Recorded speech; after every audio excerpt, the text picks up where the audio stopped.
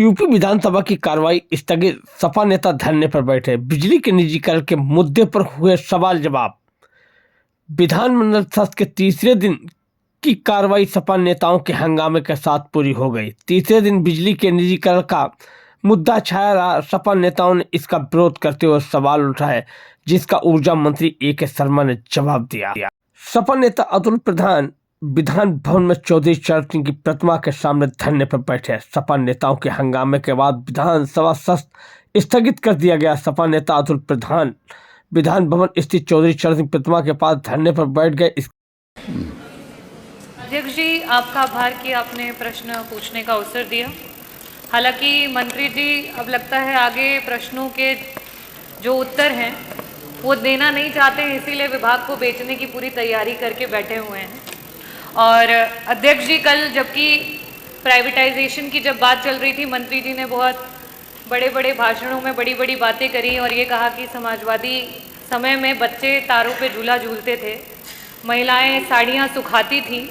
नहीं मंत्री जी, देखिए, हम समाजवादी सच हमेशा एक्सेप्ट करते हैं, झूठ नहीं बोलते हैं।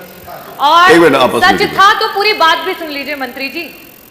जिस समय एक मामूली से किसान का बेटा, एक छोटा सा अध्यापक 1989 में उत्तर प्रदेश में जिस समय उन्होंने कमान को संभाला, उस समय उत्तर प्रदेश में बड़ी कठिनाइयों का सामना करना पड़ा। उस समय ना बिजली थी, ना पानी थी, ना सड़क था। उस माहौल में, उस माहौल से लेकर के जब आप लोग 2017 में आपने सरकार बनाई है, समाजवादियों ने आपको 17,000 मेगावाट का उत्पादन करके आपको यहाँ पे पहुंचाया। लेकिन अध्यक्ष जी, मंत्री जी बहुत बड़े बड़े दावे करते हैं, बहुत बड़ी बड़ी बातें करते हैं। आपकी सरकार ने उस 17,000 मेगावाट को डबल तक करके नहीं कर पाए। सिर्फ 8,000 का उत्पादन करके आप अपने आप से भवाई लूटते हैं। अध्यक्ष जी, मेरा सवाल मंत्री जी से था। बार बार आज भी उन्होंने कहा कि 75 वर्षों में आपने क्या किया, बार बार आम और बबूल का हवाला देते हैं। मुझे लगता है आप गुजरात की ब्यूरोक्रेसी में कुछ ज्यादा ही व्यस्त थे कि उत्तर प्रदेश की जो हमारी पॉलिटिकल हिस्ट्री है उसको अच्छे से देख नहीं पाए। और मंत्री जी, मैं आंकड़ों के साथ आई हूँ। 1989 में जब समाजवादी पार्टी की पहली बार सरकार बनी, तब से लेकर के 1989 से 1992 तक 2 वर्ष के लिए सिर्फ सरकार रही। उसके बाद 93 से लेकर के 95, फिर 2003 से लेकर के 2007 और पहली बार पूरी पंचवर्षीय की जो सरकार रही, जिसमें माननीय श्री अखिलेश यादव जी बतौर मुख्यमंत्री जिन्होंने कार्य किया, अपने विजनरी विजन को लेकर के, लीडरशिप को लेकर के पूरे उत्तर प्रदेश को जिस तरीके से उत्पादन बढ़ा करके और बिजली की व्यवस्था को अच्छा किया, वो आज आप उसी की देन है कि यहाँ पे कुछ काम कर पा रहे हैं। और आप क्या कर रहे हैं? आप बिजली विभाग को बेच रहे हैं। मेरा बहुत ही सिंपल सा प्रश्न था आपसे कि जो ट्रांसफार्मर आए दिन क्षतिग्रस्त हो रहे हैं, आप लगा रहे हैं और अगले पल वो ट्रांसफार्मर खत्म हो जा रहे हैं, उनके लिए आपने क्या किया? आपसे मैंने पूरे आपके कार्यकाल का आंकड़ा भी नहीं मांगा था, सिर्फ आपसे कहा था कि मात्र 2 वर्षों का आंकड़ा दे दीजिए कि इस प्रकार के कितने ट्रांसफार्मर हैं। और बड़े खेद के साथ बताऊंगी कि उस आंकड़े में सिर्फ उत्तर आया 1%। क्या मानूं इस 1% को? हजारों में मानूं, लाखों में मानूं या करोड़ों में मानूं?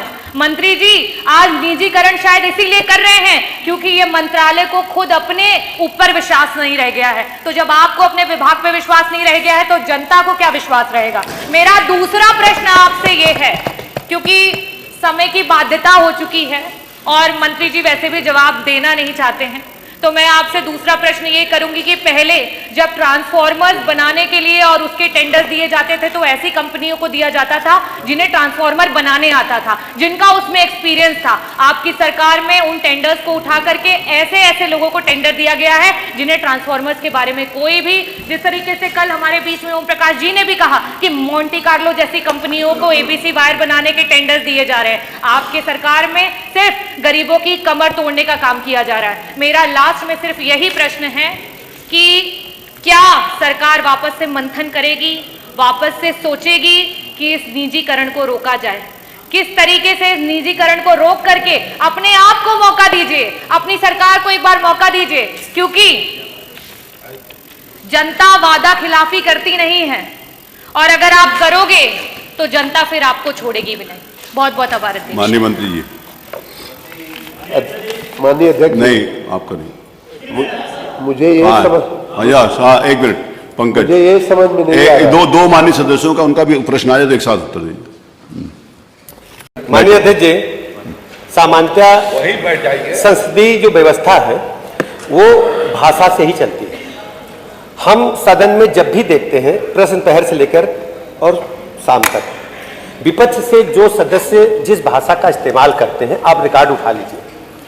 कोई माननीय प्रधानमंत्री जी की बात करता है, कोई माननीय मुख्यमंत्री जी की बात करता है। कल माननीय विद्युत मंत्री जी, ऊर्जा मंत्री जी जवाब दे रहे थे, तो किस प्रकार की बातें कही गई, क्या वो संसदीय परंपरा है? फिर जिस ढंग से भ्रष्टाचार के आरोप, कदाचार के आरोप, मैं जिम्मेदारी के साथ कह सकता हूं, मैं छात्र राजनीति से आया हूं और सोने के सिवा राउंड द क्लॉक पब्लिक के बीच में रहता हूं, पूरा प्रदेश जानता है और विपक्षी के लोग भी जानते हैं और मैं सबका सम्मान करता हूं। लेकिन जिस भाषा का इस्तेमाल आप उठा करके रिकॉर्ड देख लीजिए, विपक्षी सदस्य केवल मुझसे नहीं, जिस मंत्री को पा जाएंगे उसको कद्दूकस की तरह करना चाहते हैं। हमारे ओम प्रकाश राजभर जी, हमारे सक्सेना जी, हमारे विद्युत मंत्री जी, हमारे संसदीय कार्य मंत्री जी, मैं भी सुनता रहता हूं। देखिए, बात हो रही तो पूरी बात समझिए। आप जिस प्रकार का, मैंने ये कहा शुरुआत में, मेरी बात सुनिए। अब देखिए, जब भाषा का इस्तेमाल देखिए, अध्यक्ष जी, आप अच्छा बोलिए। मेरा जिस प्रकार का खेत में आप डालेंगे बीज वही जमेगा। मेरा यह कहना है कि संसदीय परंपरा का पालन करना मेरी जिम्मेदारी है और आदरणीय नेता विरोधी दल जी हमारे परिवार के हैं, उनको कोई दिक्कत नहीं है। हमने उनसे व्यक्तिगत बात भी की है और ये केवल अखबार में छपने का है। मैं मीडिया के बंधुओं से कहता हूं, ये लिखना कहीं बंद कर दे तो एक लाइन धरना नहीं होगा। ये केवल मीडिया जनित रोग है और कुछ नहीं है। मैं हाथ जोड़ करके विनती करता हूं अध्यक्ष जी, मैं आदरणीय नेता विरोधी दल जी मेरे अभिभावक हैं, मेरे सीनियर हैं, मैं आजन्म जब तक मैं जिंदा हूं, मेरा परिवार, मेरे बच्चे तक इनके परिवार से जुड़े हैं। मेरा ब्लड, इनका ब्लड एक है और इनका असम्मान करने की बात मैं सपने में नहीं सोच सकता।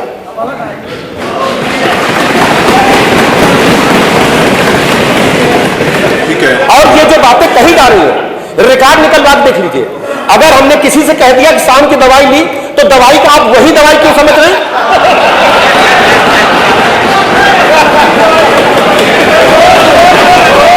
भाई, शाम को कभी कभी मुझे सर दर्द हो जाता है, डिस्प्लिन लेता हूं